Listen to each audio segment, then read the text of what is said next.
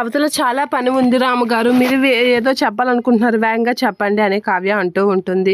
అక్కడికి వెళ్ళకపోతే ఏం కొంపలేం మునిగిపోవు, ఉండండి మాట్లాడాలి అని అనేసరికి, అదేంటి రామ్ గారు చాలా పని ఉంది, అక్కడ పంతులు గారు వెయిట్ చేస్తున్నారు అని అనేసరికి, ఆ పంతులు మంత్రాలు 2 నిమిషాలు లేట్ అయితే ఇప్పుడేం కొంపలేం మునిగిపోవు, ఒకసారి వినండి, నా బాధ అర్థం చేసుకోండి, నేను మీకు చెప్పాలనుకుంటున్నాను కదా, అది చెప్పనివ్వండి అని చెప్పేసి అంటూ ఉంటాడు. అయితే చెప్పండి అని కావ్య అయితే అంటూ ఉంటుంది. అదే కావ్య గారు, మీకు ఎలా చెప్పాలో నాకు అర్థం కావడం లేదు అని చెప్పేసి నానుస్తూ ఉంటాడు రాజు. నేను ఈ విషయాన్ని మీకు ఎప్పటి నుంచో చెప్పాలనుకుంటున్నాను, కానీ సమయం కుదరలేదు అని చెప్పేసి అంటూ ఉంటాడు.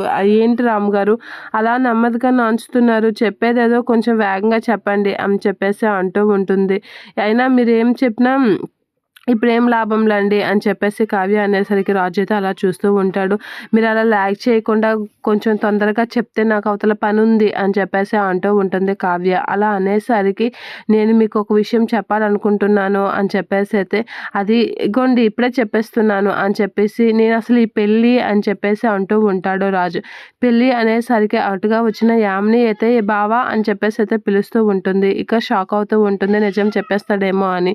ఇక రాజు అయితే చెప్పే టైంకి యామిని అక్కడికి వచ్చి, ఏంటి బావా నువ్వు ఇక్కడ ఉన్నావా, నీకోసం నేను ఎక్కడెక్కడో వెతుకుతున్నాను, ఇక్కడేం చేస్తున్నావు, ఇంత తీరిగ్గా నువ్వు నీ ఫ్రెండ్తో మాట్లాడుతున్నావా అని చెప్పేసి అయితే అంటూ ఉంటుంది యామిని రాజు కావ్య వాళ్ళతో. ఇక రాజు అయితే ఏం మాట్లాడకుండా అలా చూస్తూ ఉంటాడు. ఇక ఏంటి కావ్య, అక్కడ గౌరీ పూజకి రెడీ చేస్తానని చెప్పావు, ఇక్కడేం చేస్తున్నావు అని అనేసరికి, ఇక్కడ ఎవరు ఖాళీగా లేరు అని చెప్పేసి కావ్య అయితే అంటూ ఉంటుంది. ఇక యామిని అయితే, ఎల్లు కావ్య నువ్వు గౌరీ పూజకి రెడీ చేయు అని చెప్పేసి అయితే అంటూ ఉంటుంది.